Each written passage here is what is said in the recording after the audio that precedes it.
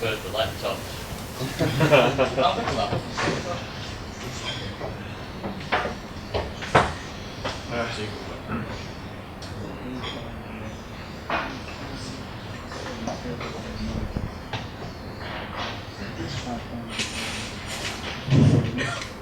Okay, so this is David from Server Density. He spoke at one of our very earliest meetups way back 18 months or so ago. We're trying to get him back ever since, and here he is. Thank you, David. Thanks, everyone. So this evening I'm going to talk to you about the human side of operations. So just to give you some context, I'm the CEO and founder of Server Density. Next month we're going into our 7th year. We do systems availability monitoring.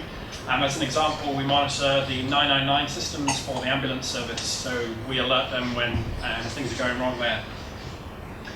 So one of the things that I've noticed over the last few years is that there's a lot of meetups and talking within the industry about APIs and tools and the automation side of things, and that's really interesting. But I also think that there's more to be said about the human side of things. It's not that it's more important, it's about the same importance that I'm going to go into. But I think that as an industry we should be talking more about what the operations team is doing from the human element. So I want to introduce kind of 5 principles that I think should make up what I'm calling human ops, the human side of operations, and then give you a couple of examples of why that human element is important and why it should be focused on, and then try and look at one area, how you can improve your team, and then maybe invite people to talk about it further. So the first of these is that humans are part of the system. Obviously you're designing the system that you're building, and you're part of the ongoing improvements to that, in particular maintenance and any kind of upgrades that are happening on the system. And obviously you're part of the instant response. That's what my company does, alerting, but humans have to be involved when things break. The second part of this is that humans impact the systems. So the system health impacts your own health. So if you're being woken up in the middle of the night, that's impacting your ability to sleep. People who might be in the same house as you, your partner, maybe your children, it's impacting their health. And then vice versa, your health impacts the system health, because if you're then fatigued in the morning and you run the wrong command, you could cause problems for the system. And the next step from that is that humans impact the business side of things. And downtime has a clear impact on revenue, users, and your reputation. Downtime is caused by unreliable systems, and unhealthy teams reduce the reliability of the system. And so there is pretty much a direct correlation between unhealthy humans and the unhealthy system. If you have an unhealthy team, then you're going to have the same effects on revenue, loss of users, and a hit to your reputation. And so I think that human issues should be counted as system issues. When you're looking at a system, you're looking at things like error rates and uptime percentages, and the kind of things that are measured in a monitoring system. But human issues also come into play as part of that system. So that's the number of alerts that you might get out of hours, the number of interruptions during your day, or out of other times as well, when you have to return to your desk or go back home to resolve a system incident. And so system issues are the same as human issues. They should both be considered the same thing. And finally, escalating to humans should be done as a last resort. Computers are really good at doing repeated actions consistently, and so those kind of actions should be done by the system. It's why we talk about APIs and tools and the processes behind DevOps. But human intervention is necessary, but it shouldn't be you doing a repetitive task again and again and again. That's what the system should be doing. Humans are best suited to solving novel problems that haven't come up before, troubleshooting issues, and getting to the root cause of problems that the system itself can't solve. And so human intervention, getting an alert, shouldn't be the default. The default option should not be you responding to something. It should be defaulted to the system. And then where necessary, escalated to the human, but that should be done on an occasional basis. It should not be the standard. The reasons for this is, as soon as you start to involve humans in a system, you insert risk. And if you look at the Health and Safety Executive website, they've actually got some really interesting case studies on disasters caused by humans. And there's 4 kind of key descriptions of what problems a human might introduce into the system. So the first one is a slip. So that might be where you're aiming to press button A, but actually accidentally press button B. And that's all about the design of the system, because perhaps button B is too close to button A. There's a lapse. So that's where you're going through a process and you get an interruption, and maybe you skip a couple of steps. And those might be crucial steps, but your lapse of concentration has introduced an error or something you've missed in the system. And then there's a mistake. So this is you making an error because you might not be familiar with the system, or you don't have sufficient information to make the right choice. And then finally there's a violation, and this is a deliberate mistake or deliberate thing that you do.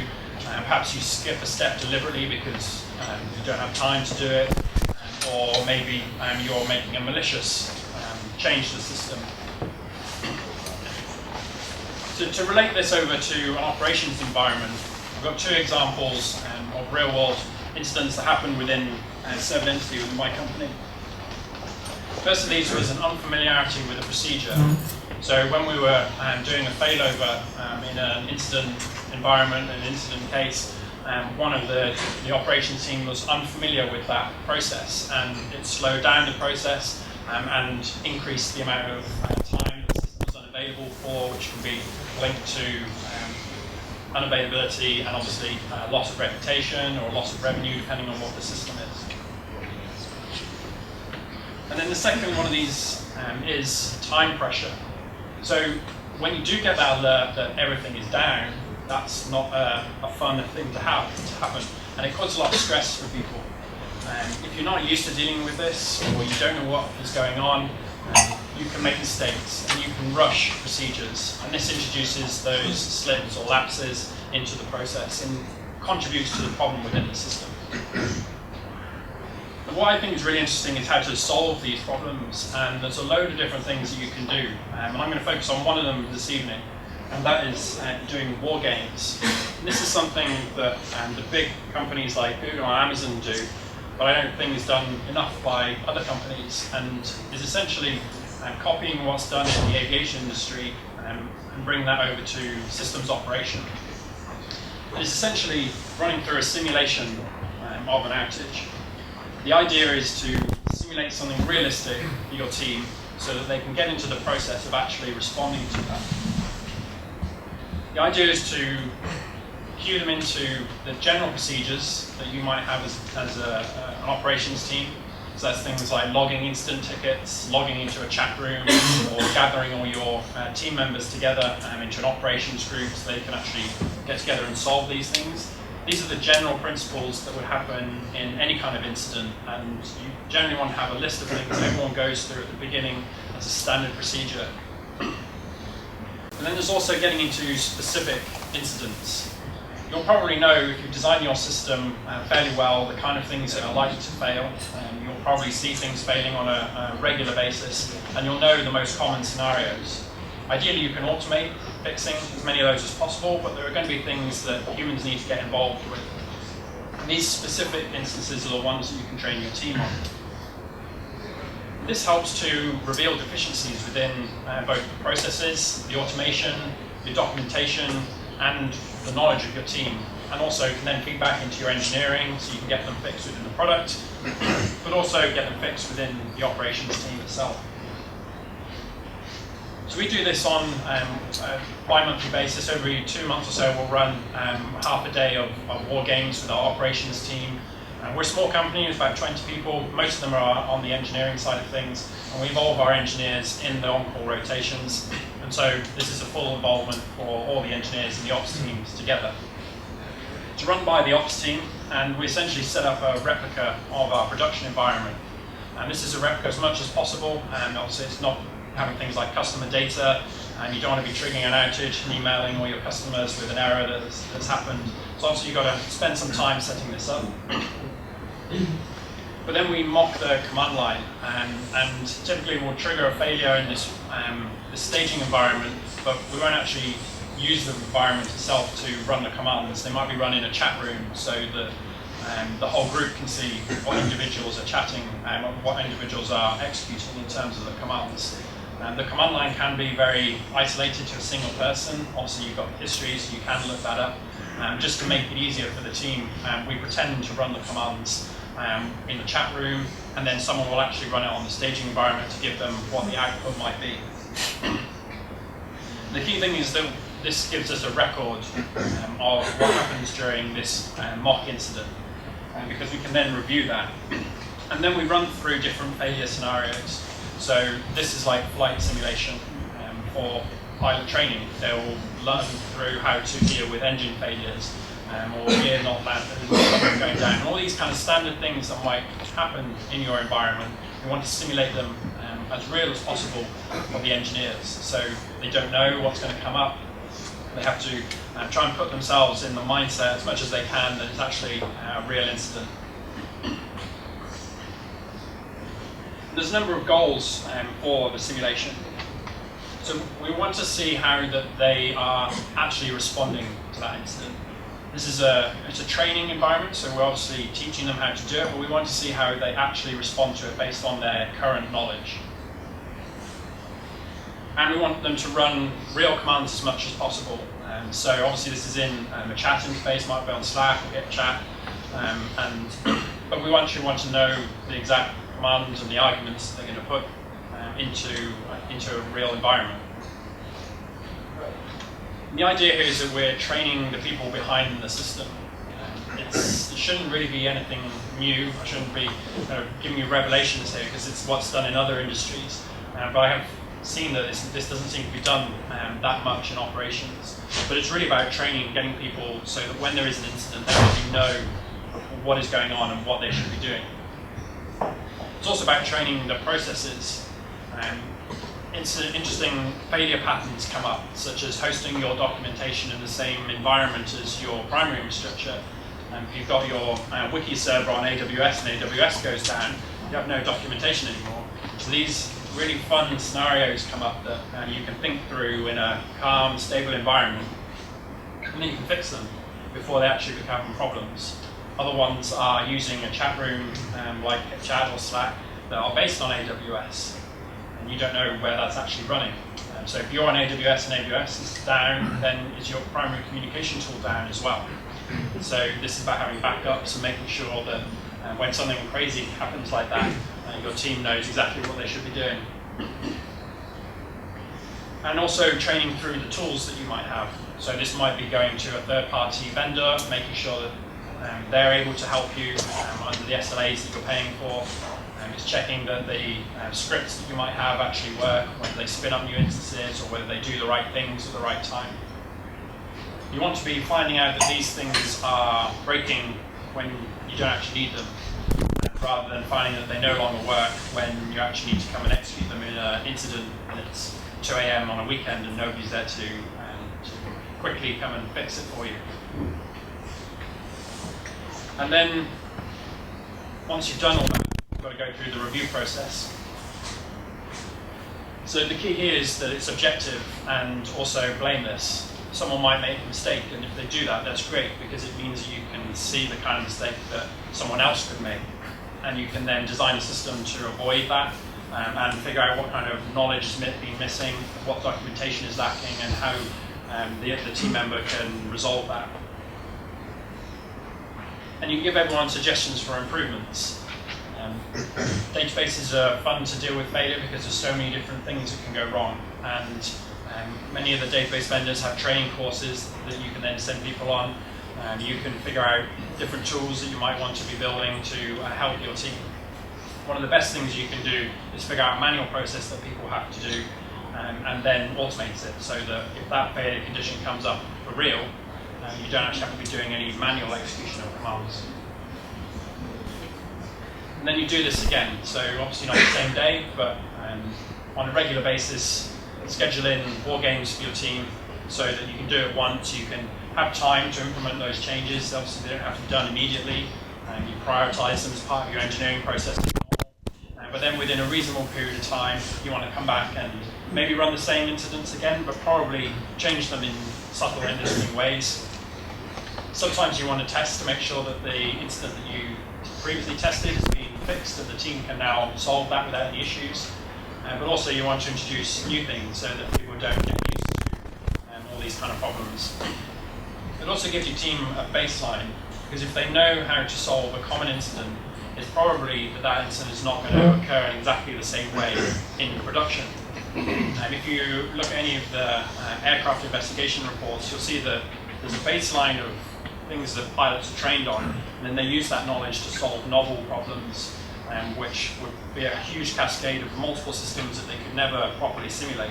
But they can combine all these different areas of experience and the simulation and how the system reacts to different events, and then solve those problems that they've never seen before. You can only do this if you do it on a repeated basis. And that helps to reduce the stress of an incident, because the stress comes from not knowing what's going on. And there will always be that element of uncertainty. But if you know where your documentation is, you know how to contact your team, you practice the key elements of outage response, it's going to reduce that stress level significantly. So the team knows exactly what they should be doing, and the stress can just be involved in the pressure of having to resolve something quickly, which you can never really get rid of, but it does help significantly to make your team behave a lot better and also get a better response from them. So Ops war games is just one of many different things that I think are really interesting under the banner of human ops. Checklists, this is really an interesting topic, again from the aviation industry. There's a really good book called the Checklist Manifesto by Atul Gawande, who has written about using checklists in the medical profession.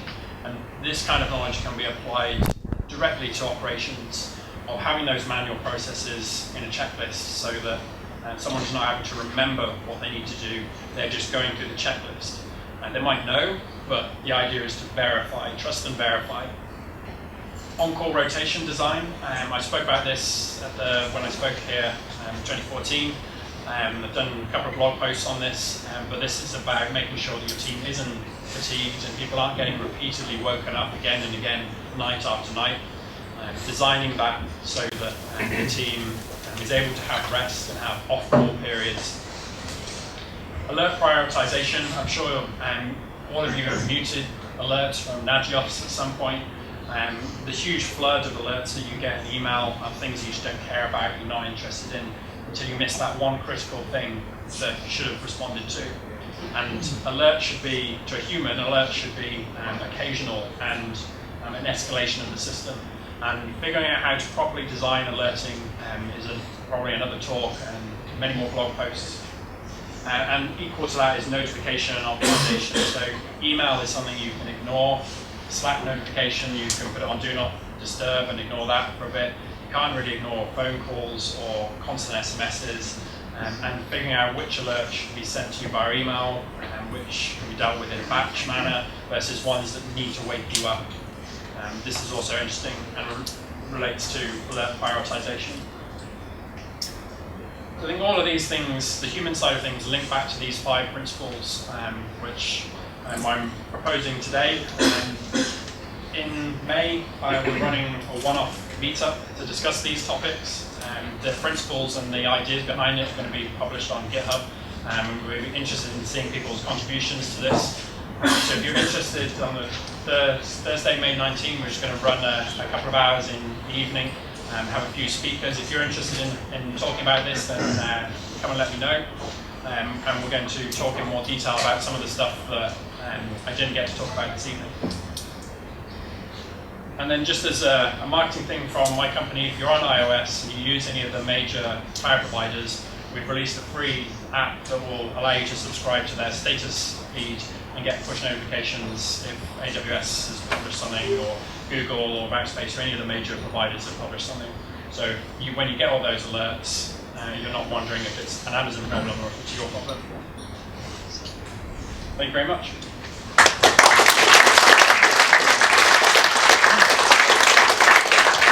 David, any questions for David? Corey?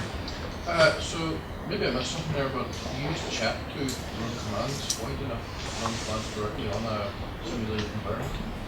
So the question is, why don't we run the commands directly on the simulated environment?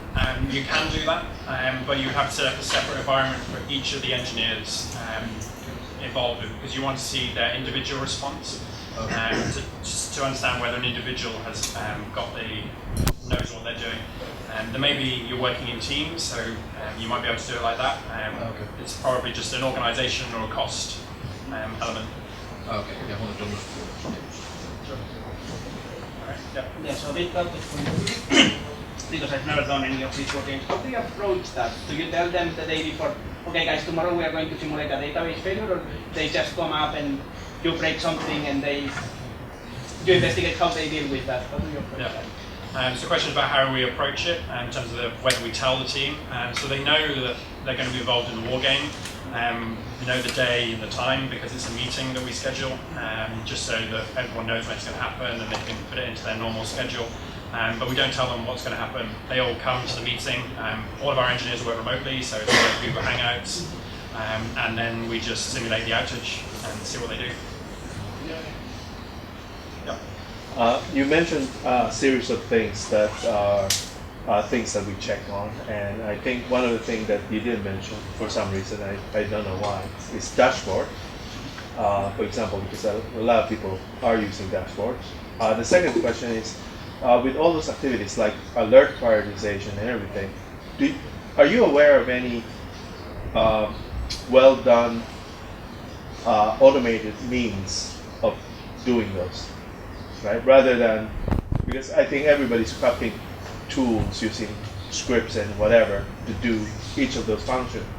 Are you aware of, is there something like that, or if not, why can we all build an open source package to do that? Yeah, so the first question is about dashboards. I think they're very useful to give you an overview of what's going on. You can obviously see your metrics and the trends and spot problems before they become alert triggers. It's also useful to give you an initial view of what's going on. I just didn't have time to talk about dashboards. It's probably another one on the list for design of dashboards. And then the second question is about tooling around alerting, and I suppose the question is, why can't the system automatically prioritize the alerts for you? So I think currently the state of the art means that humans still have to design the system. You're the only one who's going to know how it's going to fail and what metrics you want to monitor.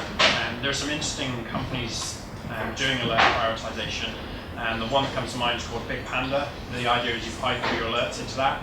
It's like PagerDuty, but they then do some learning on it. It's machine learning, AI side of things. I suppose the question is, how much do you trust the system to automatically learn and tell you what's critical, and then if it misses something, that would be the concern.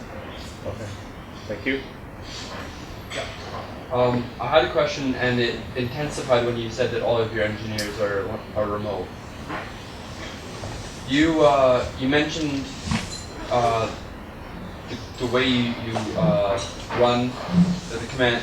You run the commands in IRC, I take it, or you discuss them in IRC, type them in IRC, and then pump them into command, into a terminal. Number one, why not use pair programming tools from the basic, like new screen or tmux, and then all the way up to all the .io offerings available nowadays? And number two, could you educate me a little bit on those options? And number three, what are your thoughts on the ones which are not peer-to-peer, especially with regards to like when you've got network outages and maybe your DNS isn't working, crazy stuff like that? And how do you resolve, like, do you